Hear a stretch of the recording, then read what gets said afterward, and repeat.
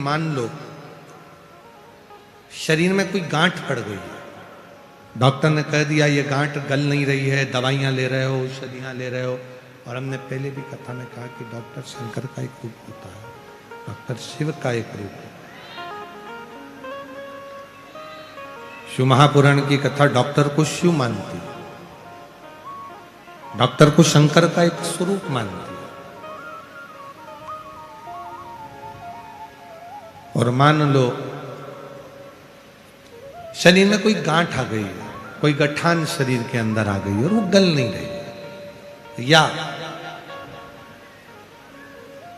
रजोधर्म से जुड़ी हुई कोई प्रॉब्लम खड़ी हो जाती है।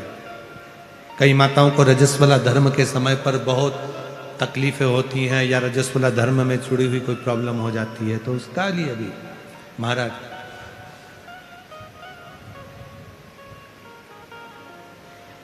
गांठ को गलाने के लिए एक दुर्वा रुद्राक्ष तांबे के कलश में गला दिया जाता है। अगर सीहोर का रुद्राक्ष यदि आपके पास में है तो उसको तांबे के कलश में गलाकर, और उस जल को यदि किसी के शरीर में गांठ है और अगर वो थोड़ा थोड़ा आचमन कर कर रोज 1 चम्मच मात्र प्रतिदिन रोज गलाओ, और 1 चम्मच रोज उस दुर्वा और रुद्राक्ष के जल का यदि वह आचमन करे, तो शरीर में जो गांठ होती है वो धीरे धीरे 20 दिन में 22 दिन में गलना प्रारंभ हो जाती है, और शरीर की गांठ गलती।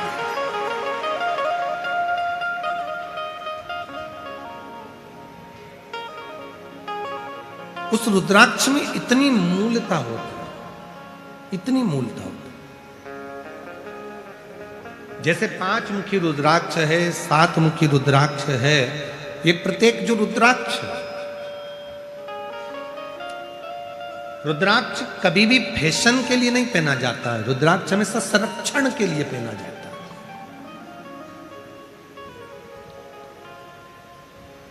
जो लोग विचार करें कि हमने रुद्राक्ष केवल फैशन में पहनना, फैशन के लिए रुद्राक्ष नहीं है, हमेशा संरक्षण के लिए, अपनी रक्षा के लिए, अपनी सेफ्टी के लिए। जैसे पहले होता था कि कर्ण के पास में एक कवच था, किसी के पास इंद्र के पास वो कवच पहुंचा, लोग कहते हैं कि उनके पास वो कवच था।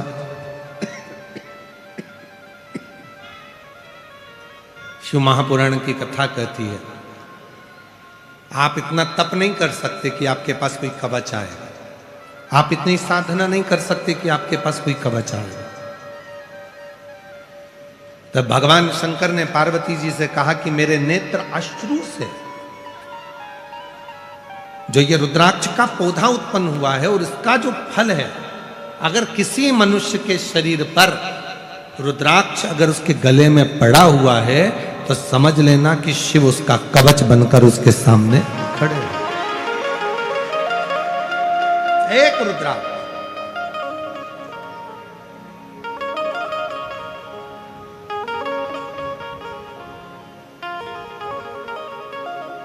इसलिए सारी दुनिया में, संपूर्ण विश्व में सीहोर के रुद्राक्ष की मूलता रहती है। लोग अभी तो रुद्राक्ष वितरण बंद है माँ, जब रुद्राक्ष महोत्सव होता है तो 2 महीने के लिए रुद्राक्ष वितरण बंद कर दिया जाता है। 15 मार्च से रुद्राक्ष वितरण वापिस चालू हो जाएगा, पूरा साल चलता है। कोई विशेष आयोजन होते हैं, कावड़ यात्रा होती है प्रदोष की, तो उसके 2 दिन पहले बंद होता है, 2 दिन बाद तक बंद रहता है। कोई विशेष फंक्शन यदि धाम पर रहते हैं तो रुद्राक्ष को बांटना बंद कर देते हैं, जिससे भीड़ रहती है तो लोगों को तकलीफ ना हो, कष्ट ना हो, उसका स्मरण किया जाता है।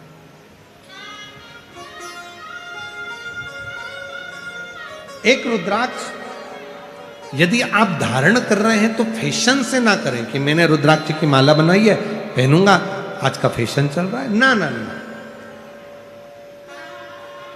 रुद्राक्ष बल देता है, रुद्राक्ष ऊर्जा देता है, और रुद्राक्ष हमें कवच प्रदान करता है।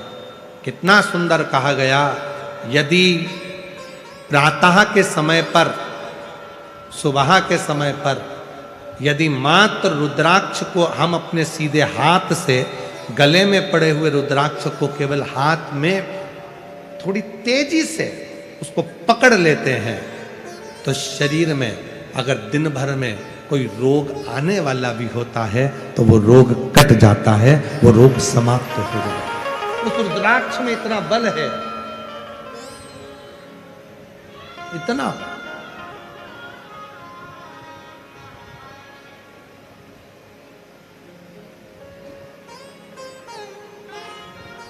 इसलिए भारत की भूमि का सबसे बड़ा रिसर्च सेंटर रुद्राक्ष रिसर्च सेंटर, रुद्राक्ष पर रिसर्च करने के लिए मध्य प्रदेश की पावन धरा कुबेरेश्वर धाम सीहोर में रुद्राक्ष रिसर्च सेंटर बनाने का एक निर्णय लिया है। और बाबा ने चाहा तो जल्दी से जल्दी वो रुद्राक्ष रिसर्च सेंटर तैयार होगा। उस रुद्राक्ष के फल से BP, sugar, thyroid, cancer, liver, kidney जैसी बीमारियां जो आज के ज़माने में लोग रुद्राक्ष को, सीहोर के रुद्राक्ष को पानी में डालते हैं, पीते हैं, किडनी लीवर चालू हो जाता है, कैंसर जैसे रोगों पर उसकी विजय हो रही है। तो उस पर रिसर्च करने के लिए एक रिसर्च सेंटर सीहोर में जल्दी से जल्दी बनेगा। और उस रिसर्च सेंटर में रुद्राक्ष की महत्वता कितनी है, रुद्राक्ष की भस्म की महत्वता कितनी है, रुद्राक्ष के जल की महत्वता कितनी है, कौन सा रुद्राक्ष कितना बल प्रदान करता है, और उस रुद्राक्ष से कौन सी बीमारी कंट्रोल करी जाती है, उसका रिसर्च किया। और बहुत जल्दी उसको बनाने का प्रयास चालू रहेगा, बहुत जल्दी उसको बनाएंगे और आप सबका सहयोग मिलेगा तो वो रिसर्च सेंटर पूरे भारत का गौरव बनेगा। रुद्राक्ष रिसर्च सेंटर पूरे भारत, दूर दूर से लोग उस रिसर्च सेंटर को देखने के लिए, समझने के लिए, और उसके लिए हमने एक टीम गठित कर दी है। वो टीम अभी पूरे भारत में भ्रमण कर रही है। उस रिसर्च सेंटर के लिए पूरी टीम बनाई गई है और जो पूरे भारत में भ्रमण कर कर सारे रिसर्च सेंटरों में जा रही है और उससे उसको देख रही है। उस टीम को बड़े से बड़े रोग पर विजय कैसे प्राप्त करी जाए रुद्राक्ष से। कितने पत्र हैं महाराज, अगर हम इन पत्रों को केवल पढ़ें, हम तो थोड़े बहुत पत्र पढ़ते हैं, परंतु इन पत्रों का यदि हम देखें तो नीचे ढेर पड़े हुए पत्र हैं, हम नहीं पढ़ पाते। और कितना भोले बाबा ने दिया, केवल एक रुद्राक्ष, शिव महापुराण की कथा, बेलपत्र, एक लोटा जल, सारी समस्या का हल। केवल इतनी बात से अगर दुनिया के लोगों को लाभ। और फिर निवेदन है, किसी आडंबर में पढ़ने की जरूरत नहीं, किसी ढोंग ढकोसले में पढ़ने की जरूरत नहीं। आज के समय में जितना आडंबर फैल रहा है, यह सारे आडंबर की रोक है। एक लोटा जल, मंदिर जाओ, शिव जी को जल चढ़ाओ। किसी बाबा जोगी के चक्कर में पढ़ने की जरूरत नहीं है, किसी महाराज के चक्कर में पढ़ने की जरूरत नहीं है। अपन खुद बाबा को जल चढ़ाकर बाबा की भक्ति करें। दुनिया में इधर उधर फंसने की जरूरत नहीं। हमको इतना पैसा दो, हम तुम्हारा ये काम कर देंगे, मैं तुमको ऐसी चीज दे दूंगा, धन निकल जाएगा। धन निकल जाता तो बाबा ही काय को बनता। किसी आडंबर में, किसी ढोंग में, किसी ढकोसले में, किसी इधर उधर पाखंड में फंसने की जरूरत नहीं है। केवल एक लोटा जल चढ़ाओ, शंकर जी को रिझाओ, शिव जी पे बेलपत्र चढ़ाओ, एक वृक्ष लगाकर प्रकृति को हरा भरा करो। और वो ही वृक्ष जब बड़ा होगा, उसकी बेलपत्र टूटकर जब शिव जी को चढ़ेगी तो उसका फल आपको मिलना प्रारंभ हो जाएगा। अपने लिए, अपनी अनुकूलता से शिव की साधना, शिव की आराधना करो। केवल एक देवाधिदेव महादेव ऐसे हैं जो संपूर्ण जगत को, संपूर्ण विश्व को कल्याणप्रद दे। पत्नी का सम्मान करा। कोई एक देवता बता दो जिन्होंने अपने धर्म पत्नी की पूजन कराई हो, अपने बेटे की पूजन कराई हो, अपने गण की पूजन कराई हो, अपने द्वारपाल की पूजन कराई हो, अपने दरवाजे के चौकीदार की पूजन कराई हो। कोई एक देवता बता दो। और कोई एक देवता बता दो जो अपने भक्त की भी पूजन करा देते हैं। वो केवल एक देवाधिदेव महादेव हैं जो अपनी धर्म पत्नी पार्वती की भी पूजन कराते हैं, जो अपने बेटे गणेश जी की भी पूजन कराते हैं, जो अपने पुत्र श्री कार्तिकेय की भी पूजन कराते हैं, जो अपने भक्त दरवाजे पर खड़े हुए द्वारपाल की भी पूजन करा देते हैं, जो गले में पड़े हुए सांप की भी पूजन करा देते हैं, जो दरवाजे पर बैठे बेल की नंदी की भी पूजन करा देते हैं, धर्म पत्नी के पास रहने वाले शेर की भी पूजन वो करा देते हैं, और अपने पुत्र के पास रहने वाले चूहे की भी पूजन करा देते हैं और अपने कार्तिकेय के पास रहने वाले मोर की भी पूजन करा देते हैं। केवल एक देवाधिदेव महादेव ऐसे हैं जो मस्तक पे रखे चंद्रमा की भी पूजन करा देते हैं और मस्तक पे रखी गंगा की भी पूजन करा देते हैं, वो शिव है।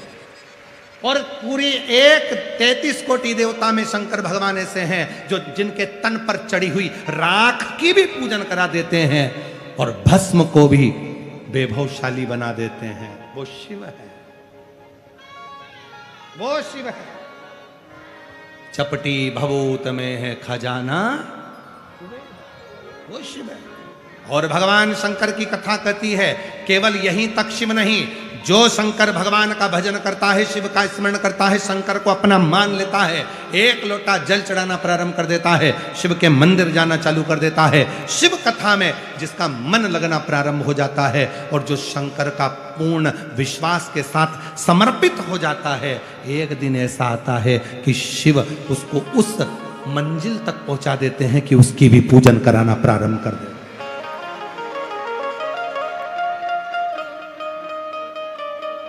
शिव उसकी भी साधना कराना प्रारंभ कर देते। आप शिव को भजो, शंकर को जानो। पार्वती मैया शिव जी से मंगल विवाह कर रही हैं। सुंदर भगवान भोलेनाथ जी का विवाह मां पार्वती के साथ होगा। सुंदर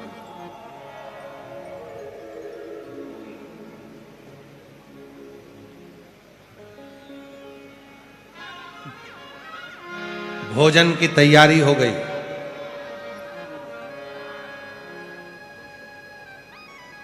तैतीस कोटि देवता बैठ गए हिमालय राज की नगरी में भोजन करने के लिए। लग गई पंगत। पंगत जानते हो? अरे बोलो तो जम के। पंगत मतलब नीचे बैठकर, पत्तल सामने आती है, थाली सामने आती है, भोजन करते हैं बैठकर, उसको कहते हैं पंगत। 33 कोटि देवता बैठ गए पंगत में। अब इधर बैठ गए भगवान शंकर के सारे गण, डाकनी, पिशाचनी, चुड़ैल, भूत, भयंकर। पत्तल लगाने वाले आए, इधर पत्तल लगाई, उधर पहुंचे। एक के 12 मुंह थे। उससे पूछा तू कौन से मुख से भोजन करेगा, पत्तल कहां रखूं? उसने कहा 12 रख। 12 पत्तल रखे। और आगे गए तो एक के 2 मुंह थे, एक आगे एक पीछे। उससे पूछा तू कहां से भोजन करेगा? उसने कहा 2 पत्तल, एक आगे भी रख, एक पीछे भी। 2 पत्तल रखे। फिर और आगे गए, एक का मुंह ही नहीं था, गला ही गला था। उससे पूछा तू कैसे खाएगा? कहने लगा बाल्टी में लाता जा और गले में कूड़ता जा। बाकेट में भर के ला और गले में कूड़। भोजन कराने वालों की हालत खराब हो गई, इनको कैसे भोजन करा। तब भगवान ब्रह्मा जी के पास में गए, ब्रह्म जी के पास में पहुंचते, इंद्र के पास में गए। इंद्रदेव, देवता बैठकर भोजन कर रहे हैं, इसको तो पंगत कहते हैं, पर भूत चुड़ैल को भोजन कैसे कराएं? इनको कैसे खिलाएं? क्या करा जाए? तो कहा ये बैठ के नहीं जीम सकते, इनको खड़े खड़े खिलाओ। खड़े भोजन, बफेट चालू। जो आपके यहां पर आज के जमाने में जो बुफे होता है, वो शिव जी की शादी से चालू हुआ था। जो बफेट भोजन होता है शिव जी की शादी से चालू। किसको कब कितना चाहिए किसको मालूम, तो तुम लेते जाना, खाते जाना, खड़े खड़े खाओ, शिव नाम गाओ और अपने घर जाओ। भोजन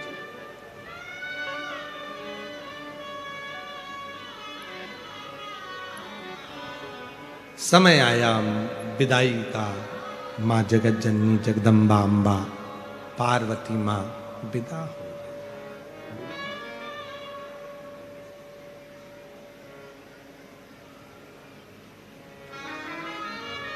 दुनिया का सबसे कठिन पल, दुनिया का सबसे कठिन क्षण वो होता है जब एक बाप से बेटी दूर जाती। वो दुनिया का सबसे कठिन क्षण होता है।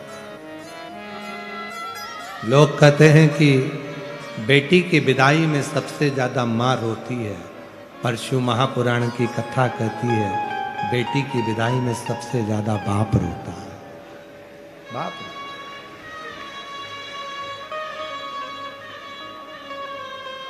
लोग कहते हैं बेटी की विदाई में सबसे ज्यादा मार होती है, पर शिव महापुराण की कथा कहती है बेटी की विदाई में सबसे ज्यादा बाप रोता है, पिता रोता है।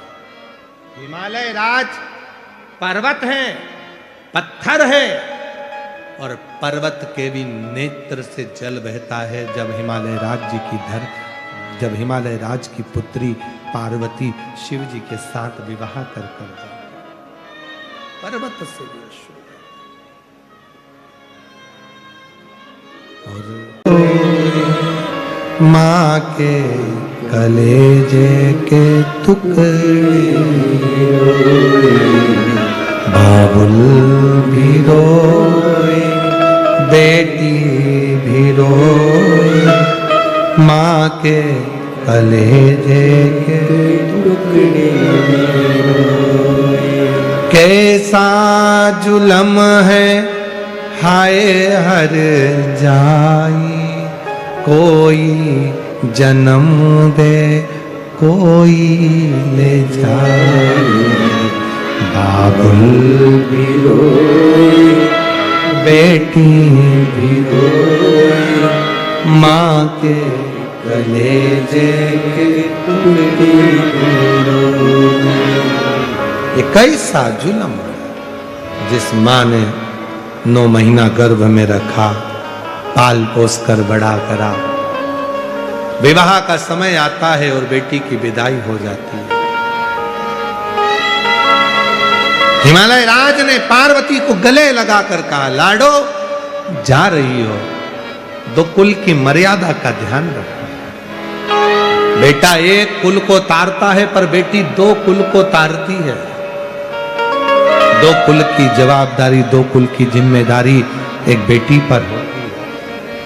तुम जा रही हो पर याद रखना दोनों कुल की जवाबदारी तुम्हारी है, जिम्मेदारी।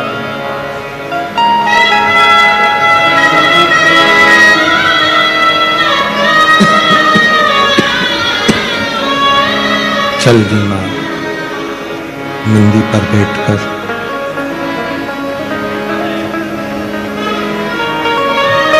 और बाबा देव अधिदेव महादेव भगवान शिव पार्वती जी को लेकर नंदी पर बिठाकर चल दिए। शायद दुनिया की पहले शादी थी जिसमें लड़की शादी के बाद अपने ससुराल जाती है, पर भोलेनाथ जी की धर्म पत्नी मां पार्वती को लेकर शिव जी सबसे पहले शमशान गए।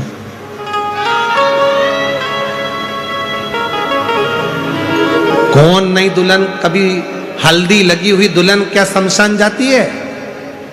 पर मां जगत जननी जगदम्बा अम्बा पार्वती जी जब विदा हुई अपने पिता के घर से तो दूल्हे के साथ शिव जी के साथ सबसे पहले शमशान गई।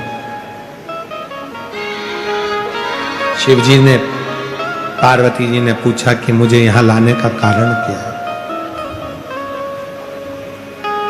विदाई होने के बाद तो सीधे पिता के घर जाना था, फिर मुझे यहां क्यों लेकर? यहां मुझे लाने का कारण क्या है? शंकर भगवान ने कहा मैं तुझे दिखाने के लिए लेकर आया हूं कि कितने भी ठाठ से रह लेना पर अंत तो यहीं आना है। इसलिए इस शमशान को भूल मत जाना। ये शमशान जहां सबकी शान सम है उसी का नाम शमशान है। अमीर भी जाता है तो बांस पर, गरीब भी जाता है तो बांबू पर। अमीर भी जाता है तो सफेद कपड़े में, गरीब भी जाता है तो सफेद कपड़े में। अमीर भी जाता है तो राख का ढेर बन जाता है और गरीब भी जाता है तो राख का ढेर बन जाता है।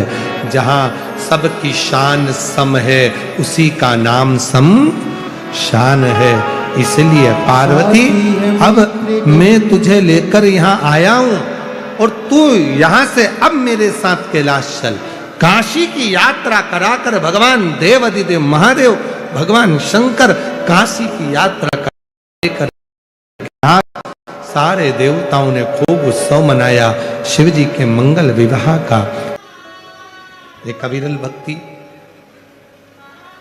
शिव महापुराण की कथा में भगवान शंकर खुद कह रहे हैं तुम मेरी संतान हो।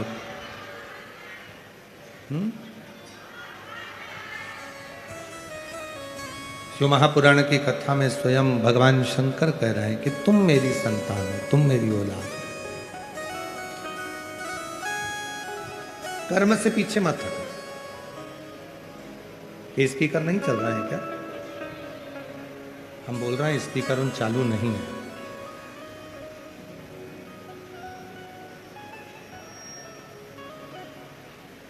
शिव महापुराण की कथा में भगवान शंकर स्वतः कर रहे हैं। शिव महापुराण की कथा में भगवान शंकर स्वयं कर रहे हैं अपना कर्म करो, खूब करो,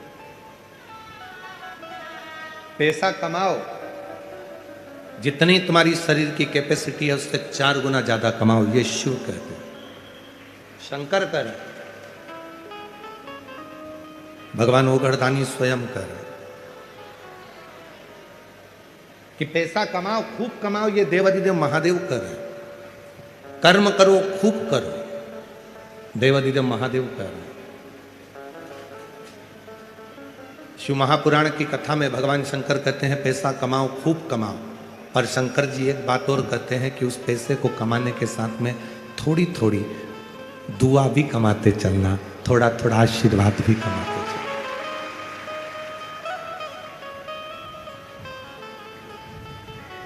पैसा कमाओ, खूब कमाओ, पर साथ में थोड़ा सा दुआ, थोड़ा आशीर्वाद साथ लेकर चलो। क्यों? जब व्यक्ति बीमार होता है, तकलीफ में पड़ जाता है, हॉस्पिटल में पहुंच जाता है, वेंटिलेटर पर पड़ा रहता है, तब पैसा बाहर रह जाता है। पर तुमने अगर किसी भूखे को भोजन कराया है, प्यासे को पानी पिलाया है, किसी गरीब की जिंदगी में तुम काम आए हो, तो उसकी जो दुआ है, वेंटिलेटर पर मशीनें बाद में काम करती हैं, पहले वो दुआ काम करना प्रारंभ कर जाती है। जो वो आशीर्वाद काम करने लगता है जो मिला है।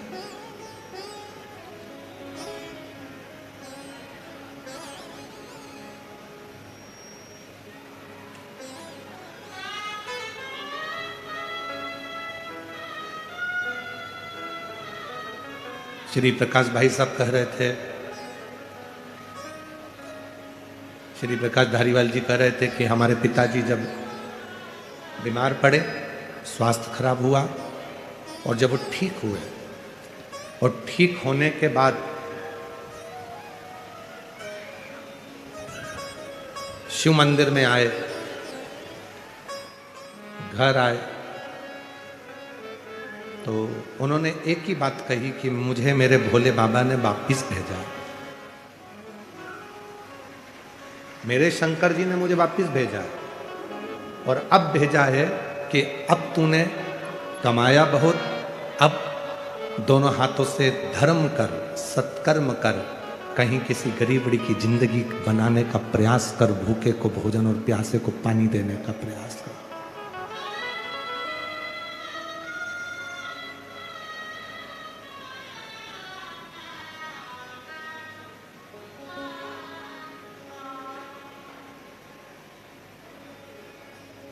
मैं श्री प्रकाश भाई साहब को, दीना भाभी जी साहब को कहूँगा, आपके सास ससुर भाभी जी और प्रकाश भाई साहब आपके माता पिता श्री रसिक लाल जी और श्रीमती कमला बाई जी, आप उनको पहचान नहीं सके हो, पर ईमानदारी से कहें तो वो शंकर और पार्वती का ही रूप रहे हो, शिव और पार्वती।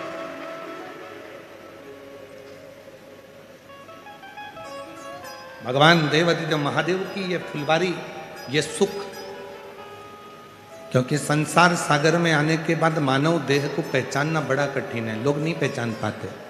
सास ससुर को नहीं पहचानती, बहू बच्चे अपने माँ बाप को नहीं पहचान पाते, बहन अपने भाई को नहीं पहचान पाती, भाई अपनी बहन को नहीं पहचान पाता, माता पिता बेटी को, दामाद को नहीं पहचान पाते, दामाद बेटी माँ बाप को नहीं पहचान पाते। ये सब समय यूं ही निकल जाता है।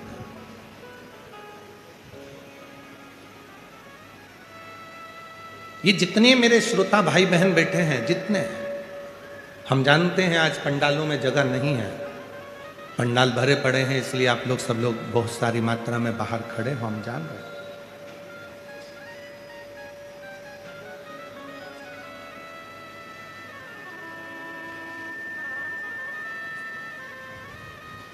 ये दुनिया की दृष्टि में लोगों को लगता होगा कि ये केवल कथा सुनने वाले श्रोता हैं, ये कथा सुनने के लिए आए। अगर ये कथा के श्रोता होते तो इतनी धूप में, कड़कड़ाती हुई धूप में बाहर खड़े नहीं रहते। अगर ये कथा के श्रोता होते तो 1.5 किलोमीटर पार्किंग से पैदल चलकर कथा स्थल तक नहीं आते। ये केवल कथा के श्रोता होते तो यहाँ सुबह 9 बजे से 8 बजे से जगह संभाल कर नहीं बैठते। ये कथा के श्रोता नहीं है, ये स्वयं शंकर भगवान के खुद के गण हैं जो भगवान शिव की कथा में आते हैं। इनको श्रोता मत समझो, ये केवल श्रोता नहीं है।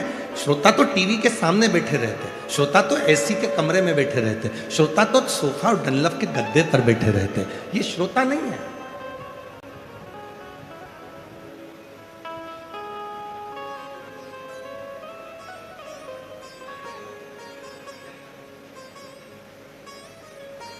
इनको श्रोता नहीं कहेंगे, इनको शिव का गण कहेंगे।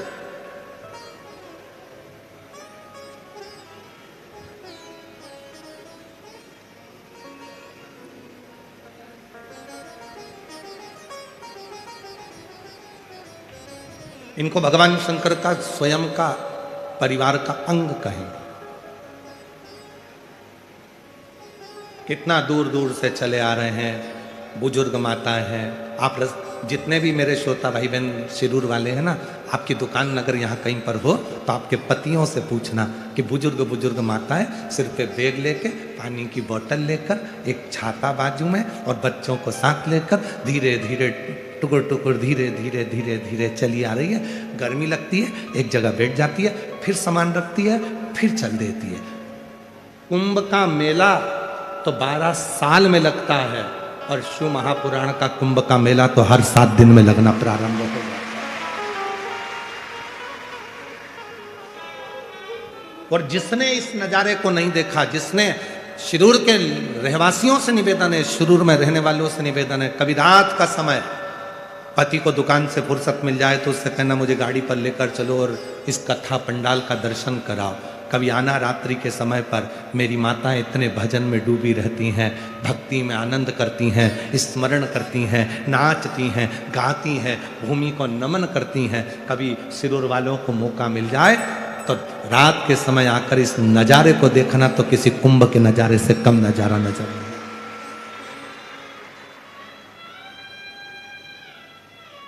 क्या मिलता है यार? हमने पहले भी कथा में कहा, स्टेशन को देखकर ट्रेन रुक जाती है,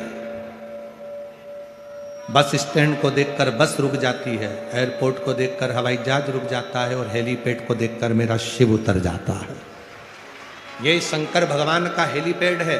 शिव महापुराण की कथा, जहां मेरा शंकर 7 दिन तक प्रतिदिन शिव की अविरल भक्ति में, भगवान के भजन में, नाम जाप में, स्मरण में, कीर्तन में भक्तों को देखने के लिए मेरा शंकर, मेरा ओगरदानी, मेरा त्रिकालदर्शी, मेरा कैलाशी, मेरा शंभु आता रहता है।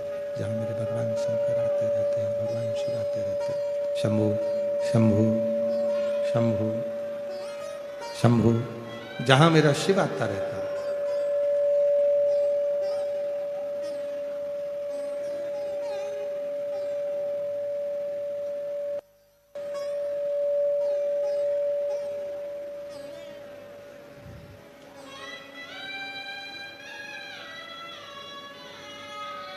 जहाँ मेरे भगवान देवादिदेव महादेव भगवान शंकर, त्रिकालदर्शी, कैलाशी, अविनाशी मेरे शिव निरंतर,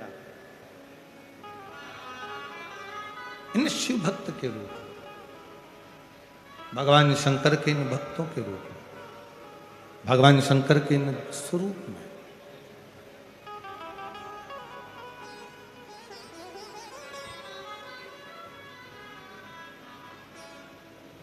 शिव कह रहे हैं खूब कमाओ, खूब कर्म करो, जितना काम कर सकते हो आपका शरीर चले खूब करो।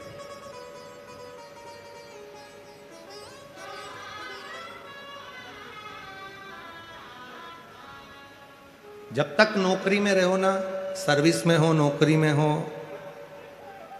काम धंधा अच्छा चल रहा है तो 2-4 प्लाट ले लेना। काम धंधा अच्छा चल रहा है, नौकरी अच्छी चल रही है तो पत्नी के जेवर भी बना लेना। बोलो बोलो, सही है कि गलत है? काम धंधा अच्छा चल रहा है, नौकरी अच्छी चल रही है तो बच्चों की शादी भी कर देना। जैसे घर के बड़े लोग कहते हैं कि धंधा पानी अच्छा चले, नौकरी अच्छा चले तो प्लाट भी ले लो, मकान भी बना लो, पत्नी के जेवर भी बना लो, बच्चों की शादी भी कर दो, उसी तरह शिवपुराण भी कहती है कि जब तक ये शरीर अच्छा चले तब तक खूब कथा भी सुनो, भजन भी करो, स्मरण भी करो और कर्म भी करो। शरीर चले तब तक कथा में जाओ, तुम्हारे घर में चले तब तक थोड़ा दान कराओ। ये दोनों चीजें स्मरण में रखना। शरीर चले तो कथा में जाओ, शरीर चले तो तीर्थ कर लो। शरीर नहीं चलेगा, तुम बच्चों से कहोगे बेटा अपना सिरूर में कथा चल रही है, 35 किलोमीटर दूर सिरूर है, मुझे ले चल। आजकल की औलादें कुत्ता को घुमाना पसंद करेगी पर डोकरा डोकरी को नहीं, बुढ़ा बुढ़ी को कोई नहीं घुमाएगा।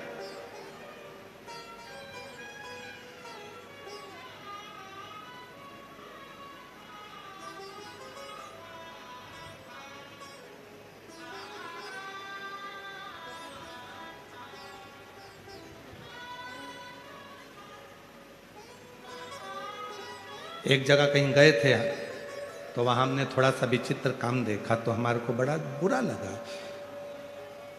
बहुत बुरा। बहुत धनिक थे, पैसा था, उनके घर के जो बच्चे थे, छोटे छोटे बच्चे, उनको घर की जो माताएं दाइयां थीं, जो सेवादार थे, वो पाल रहे थे। और उनके घर का जो कुत्ता था, बच्चों को दूसरे पाल रहे थे और कुत्ते को वो पाल रहे थे।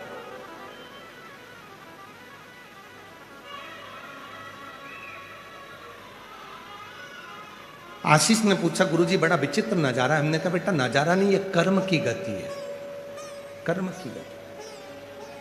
इस कुत्ते ने पूर्व जन्म में कोई अच्छा कर्म करा होगा तो उसका डायपर सेट बदल रहा है, और उस बच्चे ने कोई बेकार कर्म करा होगा कि इतने बड़े धनपति के यहां भी जन्म लेने के बाद उसका डायपर एक नौकर बदल रहा है। अंतर है, अंतर है। जैसे उस समय का स्मरण तुम्हारी चित्तवृत्ति में, तो यहां शिव पुराण कह रही है खूब करो, खूब कमाओ, डपट के कमाओ, तुम्हारे शरीर की कैपेसिटी से ज्यादा खूब कर्म करो, मेहनत करो, क्योंकि शरीर चल रहा है, मेहनत कर लो। पर उसके साथ में थोड़ी सी दुआ, थोड़ी सा आशीर्वाद बहुत जरूरी है। घर के बुजुर्गों का, घर के बड़ों का, सदगुरु का और भगवान देवाधिदेव महादेव को चढ़ाए गए एक लोटा का जल का फल तुम्हारी झोली में होना चाहिए। झोली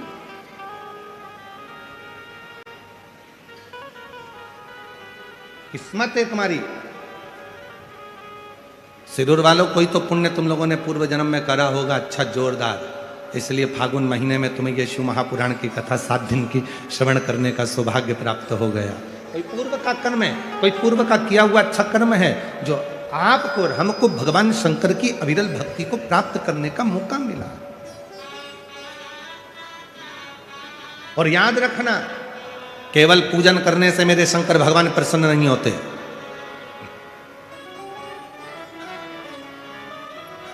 केवल विधि और विधान से मेरे शंकर भगवान कभी प्रसन्न नहीं होते। केवल व्रत रख लेने से मेरे शंकर भगवान कभी प्रसन्न नहीं होते। केवल साधना में डूब कर बैठ जाने से मेरे शंकर भगवान प्रसन्न नहीं होते। केवल तपस्या कर लेने से मेरे शंकर भगवान प्रसन्न नहीं होते। किसी नदी, बावड़ी, तालाब के किनारे पर बैठ जाने से मेरे शंकर भगवान प्रसन्न नहीं होते। मेरे शंकर भगवान प्रसन्न तब होते हैं जब किसी गरीब के दुख में तुम सामने खड़े हो और किसी की तकलीफ में तुम कदम बढ़ाकर आगे बढ़े हो तो शिव तुम्हारे साथ। जिन बच्चों को शिक्षा की जरूरत है उन्हें शिक्षा दीजिए। जो पढ़ना चाहते हैं, विद्या अध्ययन करना चाहते हैं, उनको शिक्षा दो। जिनको चिकित्सा की जरूरत है उनको चिकित्सा प्रदान करिए।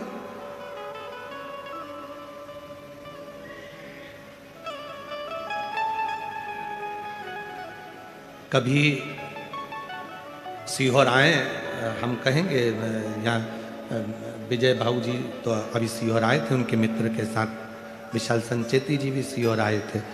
तो कभी आप लोग भी कभी सीहोर आए तो कार्यालय पर जाकर कहना कि वो बच्चे जो पढ़ते हैं उनका रजिस्टर बताना भैया।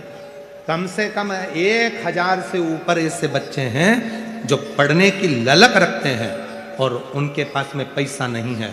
वो जिस स्कूल में, जिस कॉलेज में पढ़ते हैं, आप जो दान देते हो उससे बिटले सेवा समिति उन बच्चों को अपने अपने कॉलेज और स्कूल में पढ़ाती है। बहुत बड़ी बीमारियों से लोग ग्रसित हो जाते हैं तो उनके लिए कौन से हॉस्पिटल में इलाज करवा रहे हो, जाओ करवाओ, समिति आपका खर्चा उठाती है।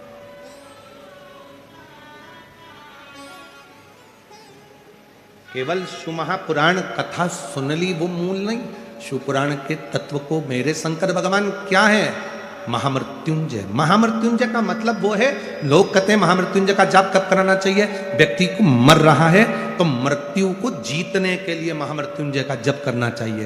शिव पुराण ये नहीं कहती कि मौत को जीतने के लिए शिव महापुराण का जप करना चाहिए, बल्कि शिव पुराण कहती है महामृत्युंजय का जाप मरने वाले व्यक्ति के जीवन में, जब वो एक्सीडेंट हो गया, बीमार हो गया, तकलीफ में हो गया, कष्ट में हो गया, तो महामृत्युंजय का जाप क्यों कराया जाता है, जिससे उसे मौत से भय ना लगे, वो मौत से सामना कर ले और उसे सामने शिव नजर आने लगे। तो महामृत्युंजय जप का अनुष्ठान का फल है।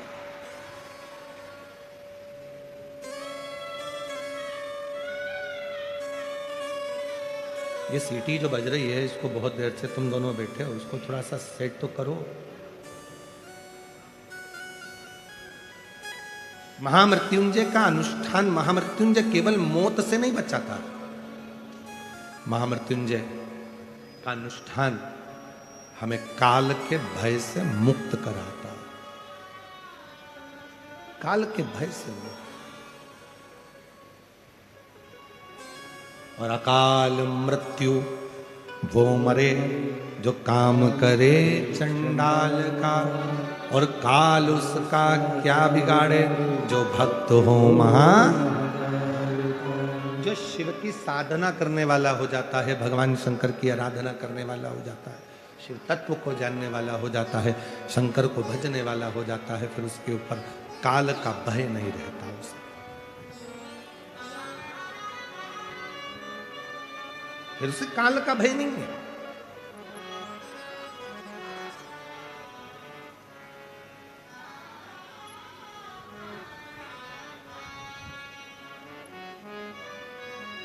काल का भय समाप्त हो जाए। हम क्यों कहते हैं कि रोज एक लोटा जल चढ़ाने के लिए शिव जी के मंदिर जाओ? आपके जल चढ़ाने से सीहोर वाले महाराज का कोई फायदा है क्या? जम के तो बोलो। नहीं, हो सकता है कि तुमको ऐसा लग रहा है कि इनके लोटा भर जल चढ़ाने से हमको कोई फायदा। तुम्हारे लोटा भर जल चढ़ाने से, हाँ, हम कहते कि लोटा भर के जल लेके सीहोर आओ, क्योंकि हमारे यहाँ पानी की कमी है, तो वहां चढ़ा के चले जाना, तो हम टंकी भर लेंगे, तो हमारा फायदा।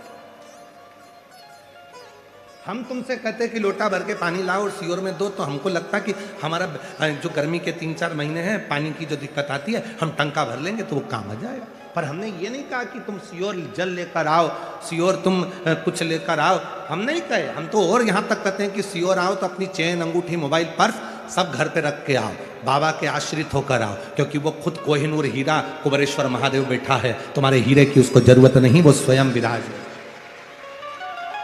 उसके आश्रित होकर आओ। वहां का तो कंकर शंकर है।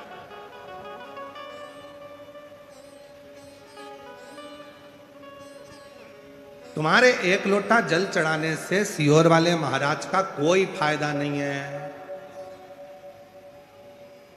फायदा किसका है? तुम्हारा।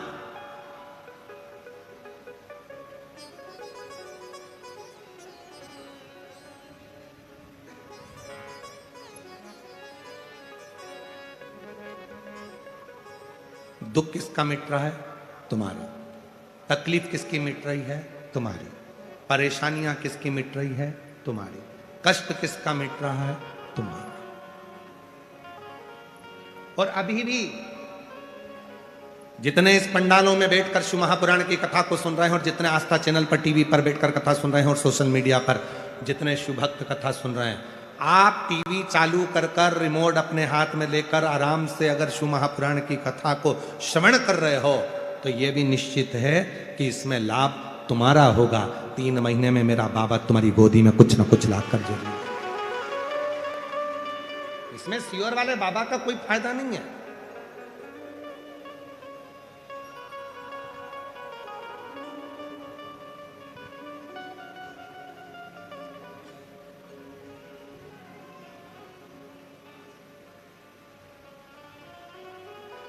संपूर्ण तुम्हारे लिए सुख है। संपूर्ण। रोज जाओ शंकर जी के मंदिर में, रोज प्रतिदिन 1 लोटा जल चढ़ाने। कल एक माता जी ने एक पत्र लिख कर भेजा था। वो पत्र अगर हम ढूंढेंगे, पत्र एक तो बहुत सारे हैं तो उसमें ढूंढना तो बहुत कठिन है। तो उसमें एक प्रश्न लिखा था, मान लो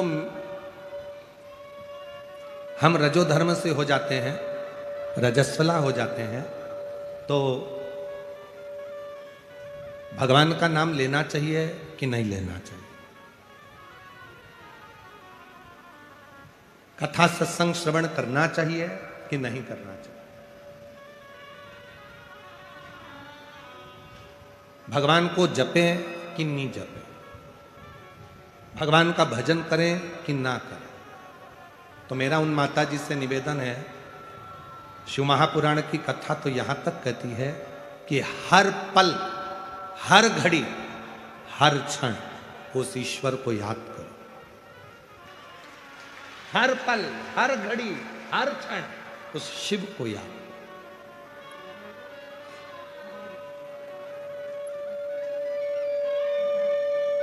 उस परमात्मा को याद करो। अब तुम कह रही हो कि रजस्वला धर्म आ जाएगा तो हम भगवान को याद करें कि ना करें, हम भगवान का भजन करें कि ना करें, हम भगवान का स्मरण करें कि ना करें, और तुम स्मरण नहीं करें और रजो धर्म के समय पर ही निपट गए तो?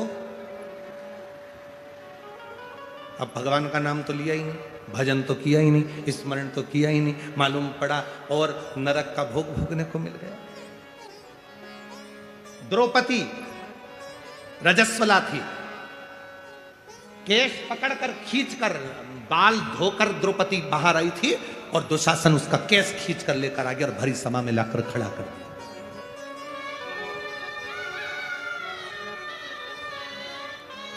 भरी सभा में द्रौपदी को लाकर खड़ा करा और भरी सभा में द्रौपदी खड़ी थी। द्रौपदी सोचती रही, मैं रजस्वला हूं, कैसे भगवान को बुलाऊं?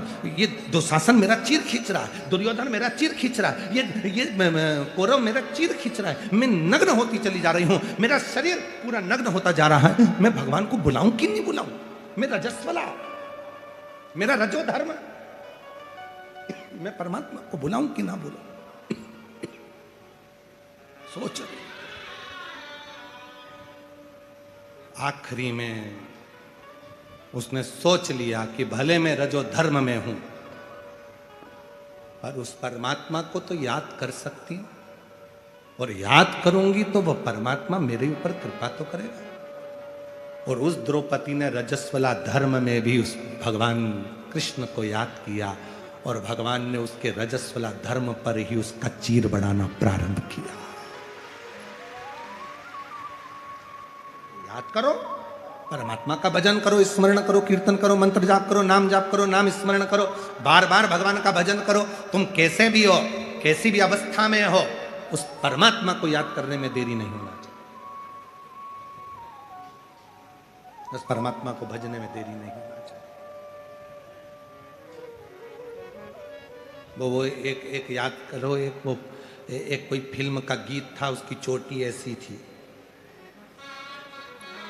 ऐसी छोटी थी उसकी, भला है बुरा है जैसा भी है मेरा पति।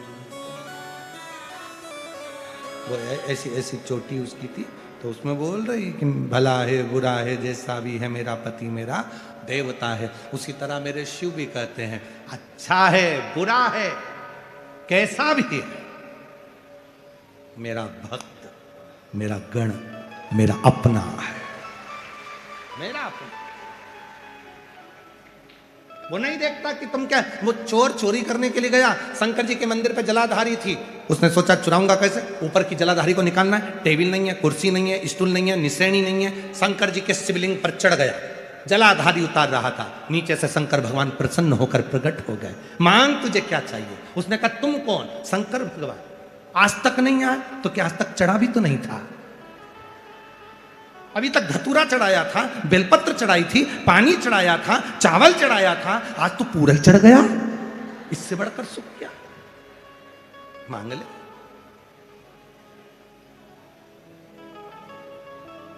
भोले का तो भगवान है, भोले का मांग ले तुझे क्या चाहिए। उसने कहा प्रभु मैं क्या मांगू तुमसे, मेरी पत्नी बहुत दिन से बच्चे भूखे हैं, कुछ भोजन दे दो। शंकर भगवान ने कहा मैं तुझको 1 घंटा देता हूं, इस घंटे से 2 अगरबत्ती लगाकर जो मांगेगा वो तुझे मिल जाएगा, पर याद रखना जितना तुझे मिलेगा उससे दुगना तेरे पड़ोसी के घर पहुंच जाएगा। तो किन्नी चाहिए, चाहिए ही नहीं, इतनी मेहनत हमने करी और भंडारा तुम पड़ोसी का भर रहे हो, हमें नहीं चाहिए। भगवान बोले नहीं लेके तो जाना पड़ेगा, घंटा दे दिया भगवान ने, घंटा ले गया, अपनी पत्नी से कहा इसको तिजोरी में बंद कर दे, निकालना मत ही। पत्नी ने पूछा हुआ क्या, कि इससे जो भी मांगेगी वो अपने घर में आएगा, पर दुगना पड़ोसी के यहाँ पहुंच जाएगा। इतने में पत्नी बोली आग लग जाए लाए काय को, वापिस ले जाओ, वापिस ले जाओ इसको। पति बोला अब तो नहीं लेके जाऊंगा, यहीं रख दे, घंटा तिजोरी में रख दिया। भूखे मरने की नौबत आ गई, पत्नी बड़ी चतुर थी, उसने कहा घंटे को निकाल, 2 अगरबत्ती लगाई, घंटा महाराज 20 तरह का भोजन आ जाए, और जो पड़ोसी के यहाँ झांक कर देखा तो 40 तरह का रखा था। पत्नी ने सोचा बड़ा बेकार काम करा है ये घंटे ने, तो हालत खराब कर दी है, पर कुछ भी हो जाए इस घंटे को तो मैं प्रयोग करके रहूंगी। पत्नी बड़ी चतुर थी, उसने फिर 2 अगरबत्ती लगाई, है घंटा महाराज हमारे घर में एक कुआं खुद जाए, पड़ोसी के छोटे से घर में 2 खुद गए। अब बोली है घंटा महाराज हम दोनों पति पत्नी की 1-1 चली जाए, 1-1 आंख चली जाए। अब बेचारे की पड़ोसी की तो 2 ही चली गई, और गई तो गई, वो दोनों अंधे बेचारे दोनों पानी में डूब के मर गए। अब भगवान से कह रही हमारी वापिस आ जाए, तब तो वो ऊपर चले गए, तो उनकी क्या ऊपर आएगी, बहुत चतुर। संसार में बहुत लोग ऐसे हैं जो दूसरे का सुख नहीं देख सकते, और संसार में बहुत लोग ऐसे हैं जो दूसरे को सुखी देखकर सीखते हैं कि हमें भी अपनी जिंदगी में ऐसा करना है। बाबा अगर मुझे देगा तो एक बार मैं भी सिरुर में शिव महापुराण की कथा करवाऊंगा, लोग सीखते हैं इससे। ऐसा धन दे, ऐसा वैभव दे, ऐसी सत्ता दे, ऐसा मुझे बनाना बाबा कि मैं भी एक बार सत्कर्म करूं, मैं भी एक बार कथा कराऊं, मैं भी एक बार यज्ञ कराऊं, भूखे को भोजन और प्यासे को पानी पिलाऊं।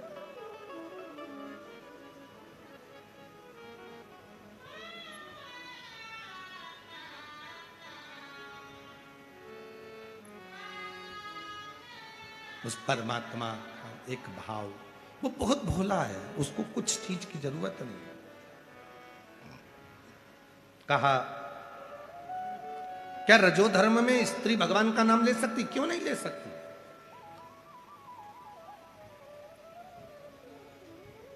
जपो, भगवान को याद करो, भजन करो, कीर्तन करो, नाम जाप करो, कौन मना कर रहा है। जपो।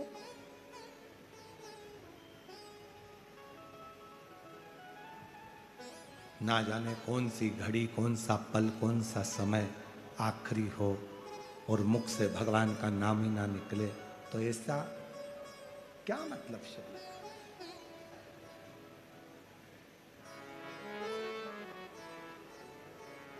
ऐसे दयालु नाथ से रिश्ता बनाइए,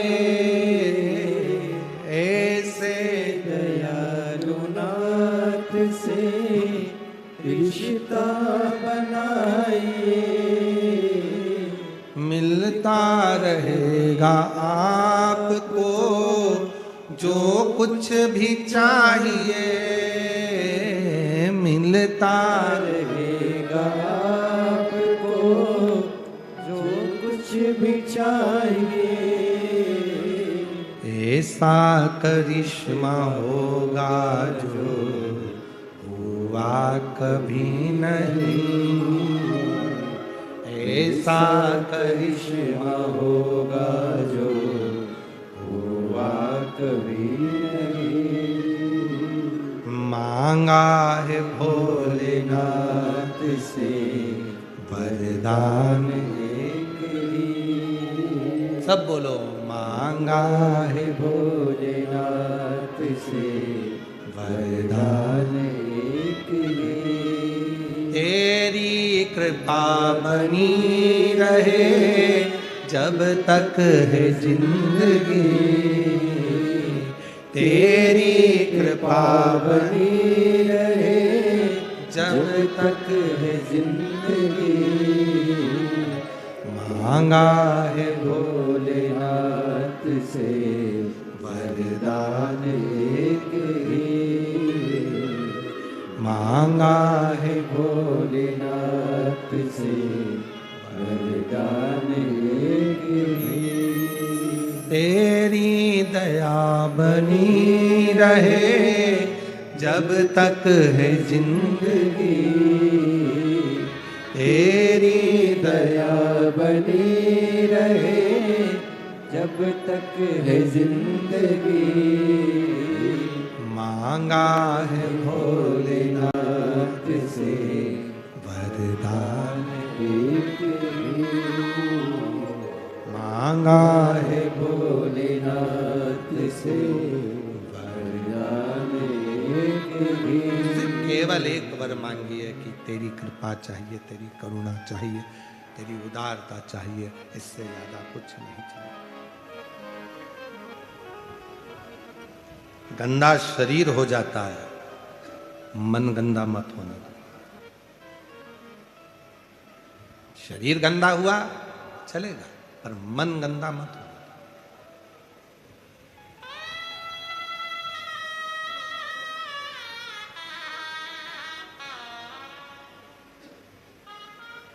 मन गंदा नहीं होना चाहिए।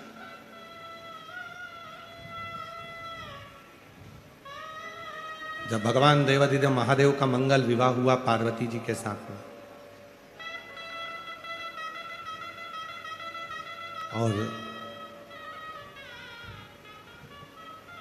33 कोटि देवता थाल भर भर कर उनके लिए अंबर पीतांबर कपड़े हीरे मोती जवाहरात रतन आभूषण सब लेकर सब रखे थे कैलाश पर।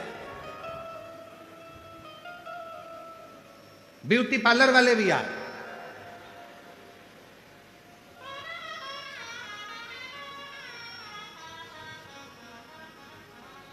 जहां हम ठहरे हैं रामलिंगम मंदिर से आगे उधर जाके फिर ऐसे लेफ्ट में कच्चे में, फिर वहां से वहाँ जिनके यहाँ कक्कड़ परिवार में जहाँ भी हम लोग ठहरे हुए हैं, तो वहाँ जहाँ वहाँ ठहरे वहाँ से यहाँ तक आते हैं तो नो ब्यूटी पार्लर पड़ते हैं।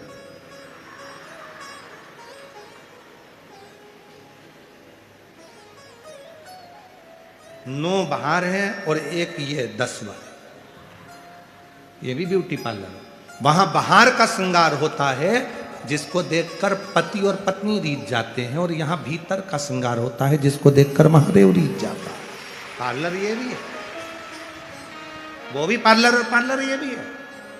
वहां बाहर का श्रृंगार होगा या अंदर का श्रृंगार होगा, आत्मा का श्रृंगार। तो ऐसा नहीं कि उस भगवान शंकर के लिए तूने अंबर पीतांबर कपड़े आभूषण रतन माणिक मोती सब आए, सब रखे, और बाबा भोलेनाथ जी के लिए पार्लर वाले भी आए, तैयार करने वाले आए, विश्वकर्मा जी को भी बुलाया, सबको बुलाया, इंद्रदेव भी आए, हम आपको सजा देते हैं, हम आपको सजा देते हैं। शंकर भगवान बोले सजाने का सामान बताओ क्या क्या लाए हो, तो कि अंबर लाए ओढ़ लो। शंकर जी बोले ये किसी काम का नहीं, पटको उधर। पीतांबर लाए, ये भी किसी काम का नहीं, पटको उधर। हीरे रतन जवाहरत माणिक मोती सोना चांदी, इतने में भगवान शंकर ने अपने गणों से कहा भूत प्रेत से जरा देखना इसमें कुछ अच्छा हो तो पहना के देखो। इतने में जितने भूत प्रेत थे उन्हें पहन पहन के देख लिया, सब तोड़ तोड़ा के धर दिया, एक भी काम का नहीं।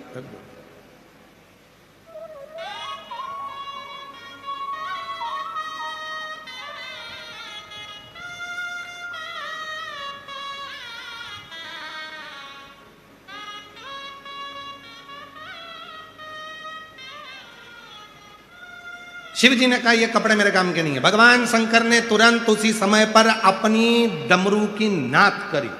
नाद कर कर जैसे डमरू बजाया तो बड़े विशाल विशाल सांप, बड़े विशाल विशाल सांप सब आ गए। शंकर जी ने पूछा आ गए हो, एक मेरी जटा में लपट जाओ, एक गले में जाओ, और नीचे में तो दिगंबर हूं, मेरे पास में कपड़े वपड़े तो कुछ है नहीं, तो एक काम करो, एक कमर में कसा के एक नीचे से ऐसी लंगोट बन जाओ। ठीक, पूरी लंगोट बन गए सांप।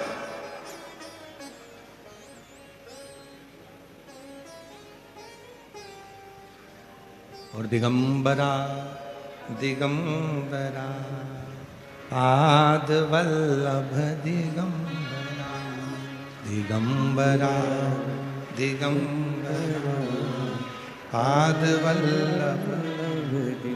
शिव जी दिगंबर थे, सब सर पाए लपेट गए। लपेटने के बाद भगवान शंकर ने कहा देखो जरा अब कुछ तन पे लगाना है, जरा जोरदार चमकना चाहिए शरीर, तो चमकने के लिए क्या लगाया जाए। तो बहुत सारे पाउडर के डब्बे आए थे। शंकर जी ने कहा नहीं चाहिए, ये सब मेरे काम के नहीं। भोलेनाथ जी कहे ये मेरे काम के नहीं। शंकर जी गए सीधे दौड़कर शमशान में,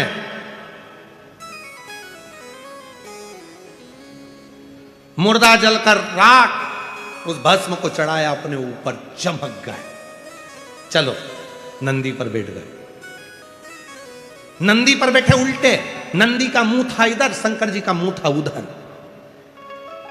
इंद्र ने पूछ लिया आप उल्टे क्यों बैठे हो। शंकर भगवान बोले हमारा कोई बाप नहीं, हमारा कोई भाई नहीं, बारात कैसे देखेंगे, आगे से नंदी देखेगा, पीछे से हम देखेंगे, इसलिए औंधे बैठे उल्टे। चलो बाबा, इधर से आ रहे थे भगवान विष्णु गरुड़ पर चढ़कर, गरुड़ पर चढ़कर भगवान नारायण लक्ष्मी जी के साथ आ रहे थे बारात में सम्मिलित होने के लिए। सामने नंदी पर बैठे थे भगवान भोलेनाथ, और नारायण ने शिव जी को देखा, शिव जी ने नारायण को देखा, पर सांप ने गरुड़ को देखा और गरुड़ ने सांप को देखा। जैसे ही गरुड़ ने सांप को देखा, सांप घबराए, सब भग गए। शंकर जी बोले मैं दिगंबर हो जाऊंगा वापिस नगर, प्रभु बचने दो, हमको जाने दो।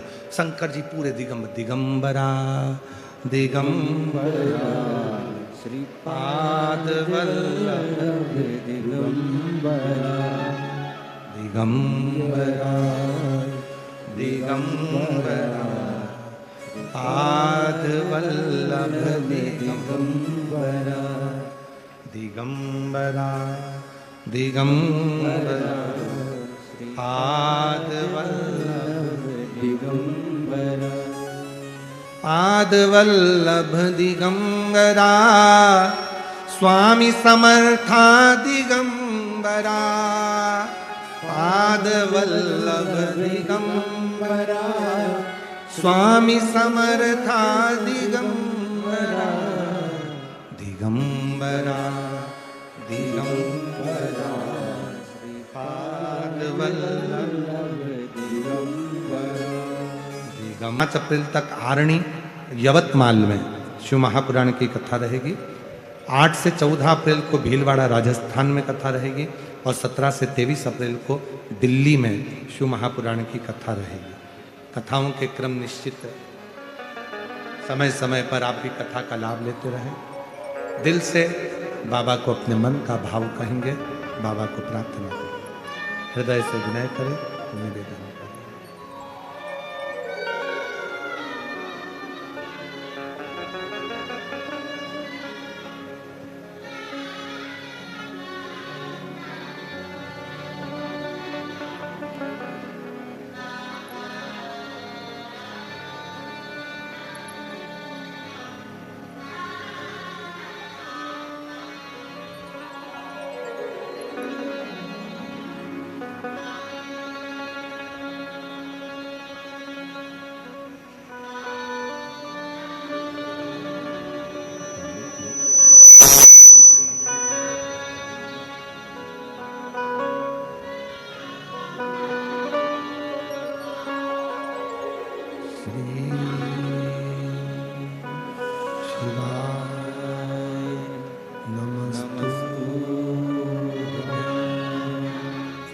श्री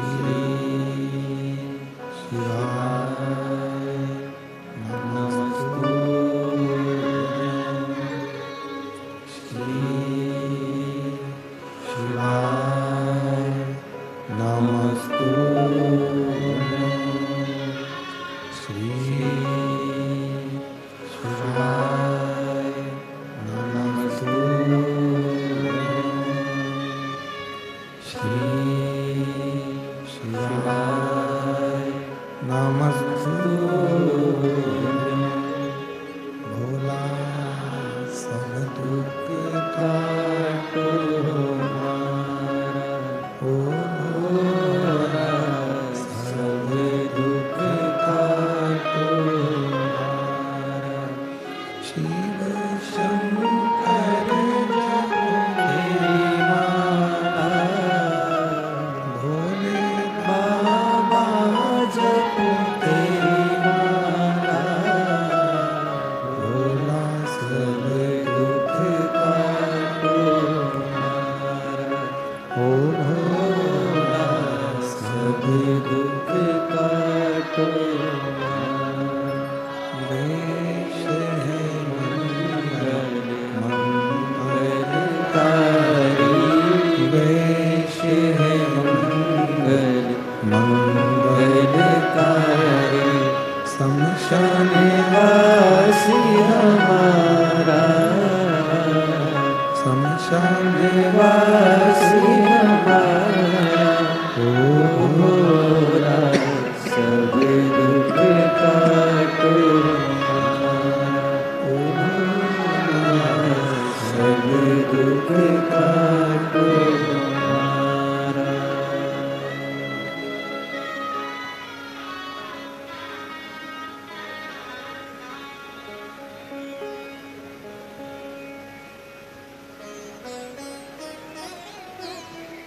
महादेव महादेव भगवान शिव ओगरदानी अंतकालदर्शी कैलाशी विनाशी भगवान शंकर की पवित्र कथा कह रही है। शिव महापुराण की कथा वर्णन कर रही है, शिव तत्व कह रहा है। भगवान शंकर की पवित्र कथा कह रही है। शिव दिगंबर हो गए, भगवान शंकर दिगंबर वेशधारी हो गए कि वस्त्र नहीं।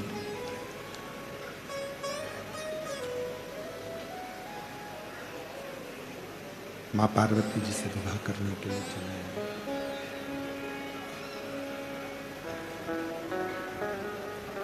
भस्म रंगी हुई है, जटाजूट बंधा हुआ है, मस्तक पर चंदा है, जटा में गंगा है। नंदी पर सवार होकर बाबा देव अधिदेव महादेव भगवान शिव ओगरदानी त्रिकालदर्शी कैलाशी विनाशी भगवान शंकर चले हैं। शिव शक्ति को लेने के लिए जा रहे हैं।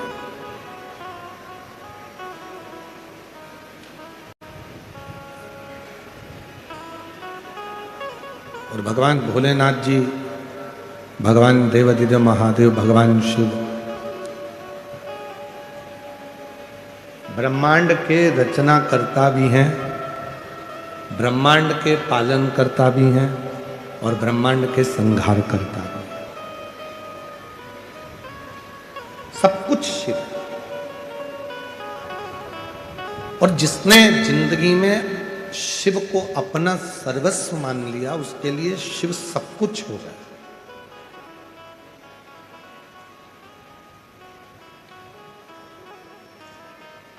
वीर लिंगायत शिव संप्रदाय में एक शिवलिंग को ही मूल मानकर उसी को अपना सर्वस्व छोड़ देते हैं वीर लिंगायत शिव संप्रदाय। गले में भी अगर कुछ होगा तो वो शिवलिंग ही हो, साधना भी होगी तो वो शिवलिंग से ही हो। शिव के बिना सब शून्य मानते हैं। और जिसने अपना सर्वस्व भगवान शंकर को दे दिया उसकी जिंदगी सार्थक हो गई, सार्थक, सर्वस्व छोड़ दो। एक पत्र ये अच्छा है, पत्र तो सभी अच्छे हैं, पर